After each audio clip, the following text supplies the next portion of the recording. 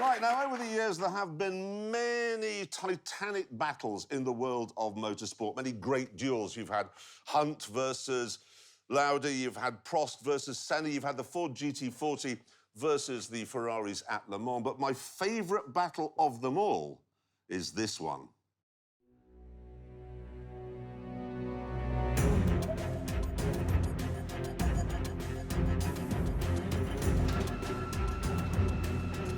Back in 1977, Audi was developing this four-wheel drive vehicle for the German military, and they had a bit of a thought.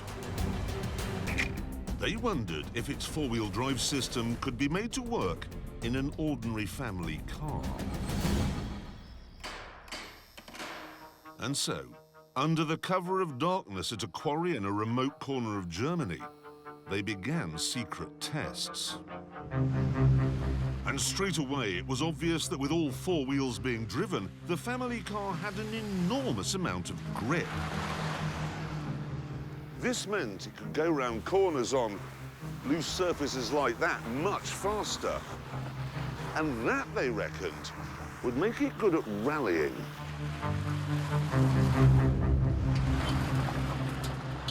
But there was a problem.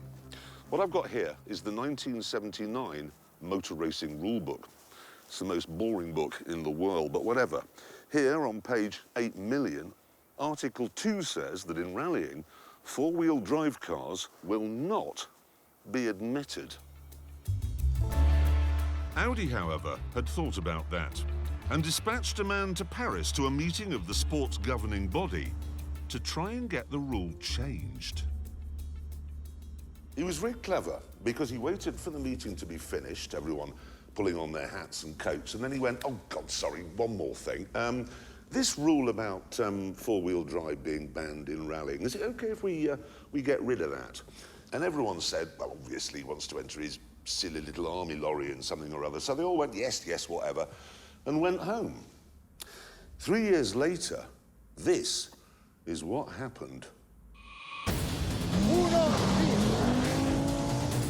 The four-wheel drive Quattro is all-conquering, and the Audi has been proved master of all conditions. Superior power and traction with a turbocharged four-wheel drive Audi is too much. Bjorn Valdegaard has wasted no time in proving the dominance of the four-wheel drive Quattro. Hannu Mikkola has scored a tremendous victory. So Quattros hold all the aces, first, second and third. Audi won the World Championship in 1982 with this very car, actually, and from that moment on, everyone knew that to win in rallying, you had to have four-wheel drive. Well, when I say everyone,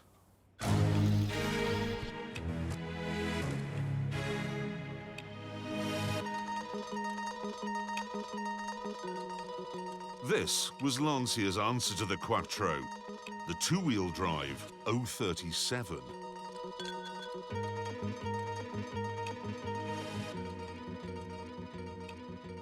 I've got a bit of a soft spot for all old Lancias, but in this, it's not soft.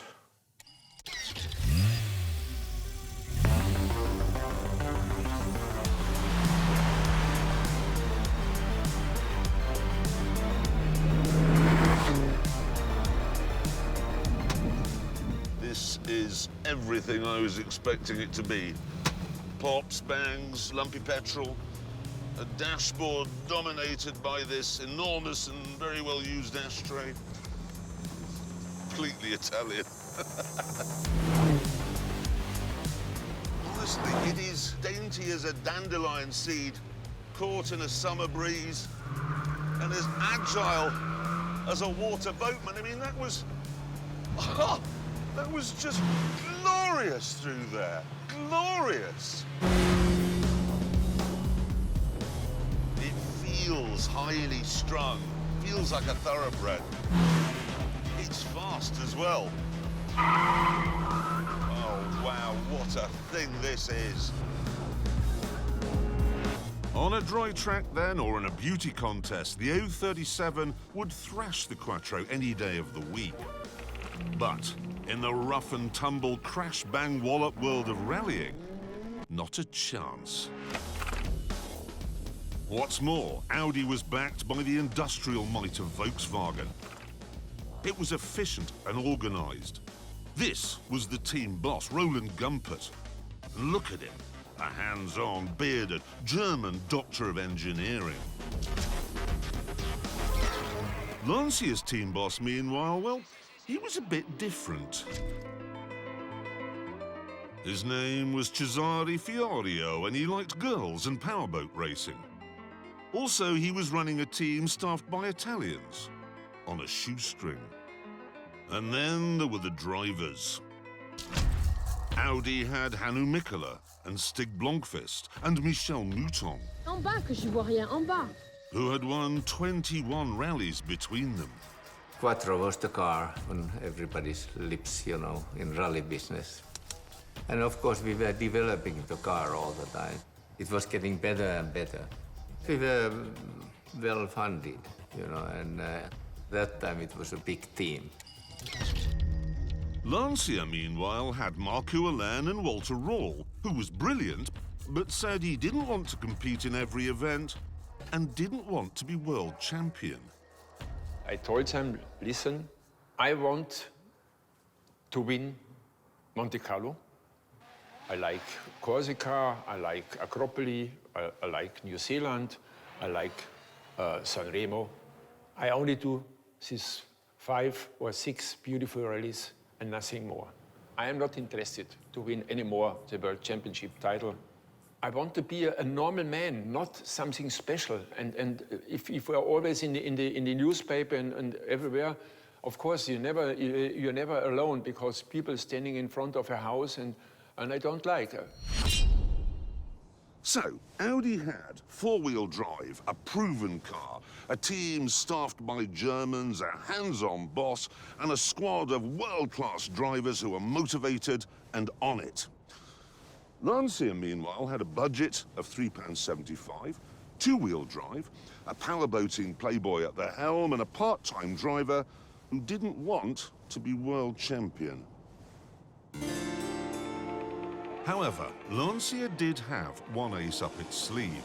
They'd been in rallying for ages. They'd won the championship 4 times with cars like the Fulvia and then the Stratos.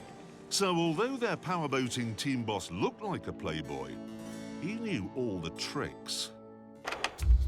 For example, the rules said that before you could enter a car in a rally, you had to build at least 400 examples which could be sold as road cars to customers. Now, obviously, when officials from the sports governing body turn up to check you've done that, they are going to notice if you've only made 200. So you say yes. But you see, this car park was full. So the other 200 are in a car park on the other side of town. And then you say, let's go and count those now. And on the way, why don't we stop off for a spot of lunch? You then make sure the lunch goes on for a very long time. You have a starter, a main course. So turned it into candles for 3 days, got into port. Pudding, cheese, Well, when I say reverse, careered backwards. mince, more cheese. Shame to waste the bottle.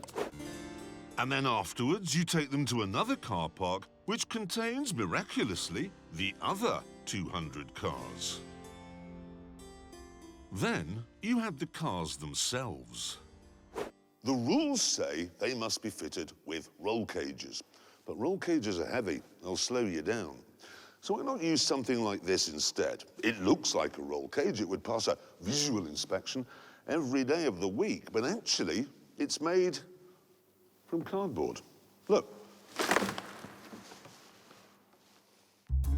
I'm not saying Lancia actually did that. But if you examine these crashed 037s, you can see they weren't exactly strong. My family and my friends around me said, listen, why you signed for Lancia? This car is so dangerous. If you see these thin tubes and these plastic things, if you went off, then it's maybe the last accident you have. And I answered, listen, I am not planning to have an accident. However, despite Lancia's experience and Jazari's cunning, no one expected them to do well in the first round of the 1983 championship, which was held in the freezing mountains above Monte Carlo. We were very much afraid about this rally because you can find a lot of snow, ice, slippery conditions, where, of course, a mid-engine car with real wheel traction is not the best idea. So, whilst Audi prepared for the event by fettling its cars, Lancia got ready by going to the supermarket. Here they bought all the salt they could lay their hands on. They then sprinkled this on the difficult corners so that by the time their car came along, the ice was gone. And they weren't finished there. We have been also pushing local authorities taking care of the French roads, say, oh, there's a lot of ice on that road. It's very dangerous for spectators and for the drivers with all this ice. Oh, yes.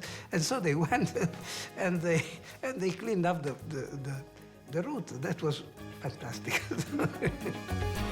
They also had another trick up their sleeve. After the icy stages were over, the Lancia stopped in the middle of the stage so the winter tyres could be changed. Now, there was nothing in the rules that said you could do this, but critically, there was nothing that said you couldn't. If you want to compete in motorsport, you must know the rules you have to face, the gray zones of the rules. And it's always a big fight, but you must try to be a bit clever. The result in Monte Carlo, then, was the exact opposite of what everyone had been expecting. Four-wheel drive and 340 turbocharged horsepower are just not enough. It's Audi sadness, Lancia joy. The two-wheel drive Lancias, on a rally famed for its slippery conditions, finished first and second. For the next event of the year, in Sweden, there wasn't enough salt in the world to get rid of all the snow and ice. So Lancia solved the problem by simply not turning up at all. Audi therefore scored a 1-2 here. And 3 weeks later, they did the same thing again in Portugal. And after more successes in East Africa, it looked like Audi were running away with it. But then the whole circus moved to Corsica, where almost all of the stages are held on dry, smooth tarmac. Everyone expected the nimble two-wheel drive Lancias to pick up a load of points here. But nobody could have predicted how many they were going to pick up. Usually, Lancia turned up at an event with 2 or 3 cars, but here they arrived with 4, which meant that if they ran faultlessly, which they did, the best Audi could hope for was 5th. And thanks to mechanical failures, they didn't even get that.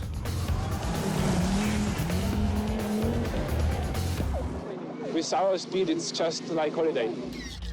So, Lancia, with its salt and its tyre-changing antics and its flexible approach to how many cars were in the team, was back on top of the leaderboard. But then, the whole circus moved to the roughest and toughest event on the European calendar. Greece. Here, everyone knew the rough roads would cause mechanical issues. There would be breakdowns, and there were. But amazingly, they were all Audis. For Lancia, it's an impressive victory. Rawl has again driven superbly. And I won Acropoli in a Lancia.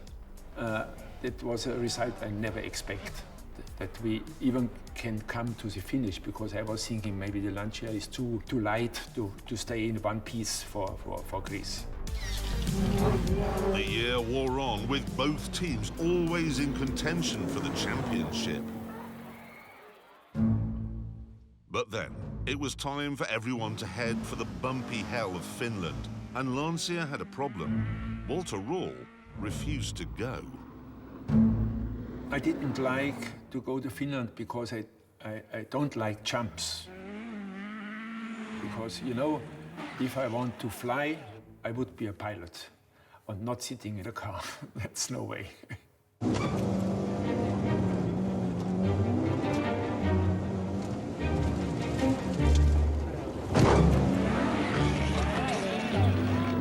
Because of his no-show, Audi won easily.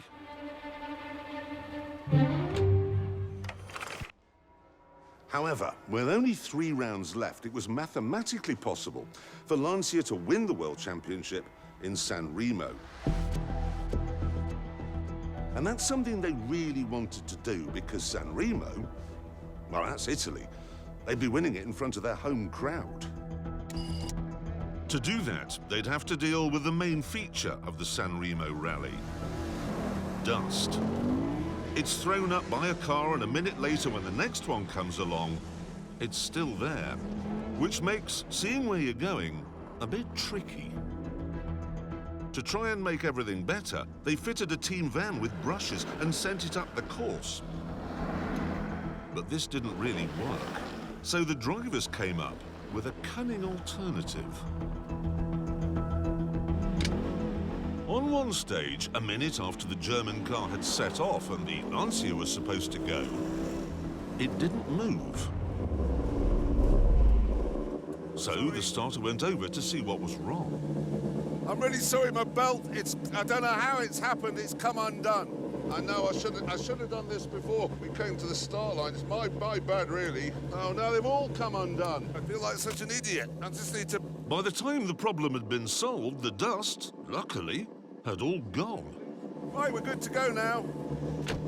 Oh, no, the door. Oh, there it is. Annoyingly, the officials quickly put a stop to this boss hoggery. So, if Lancia was going to win here, on gravel, it would all be down to the skill of the driver. And boy, did Walter Röhrl rise to the occasion. Looking back in my career, it was maybe my best rally in my life I have done. It was just like a dream.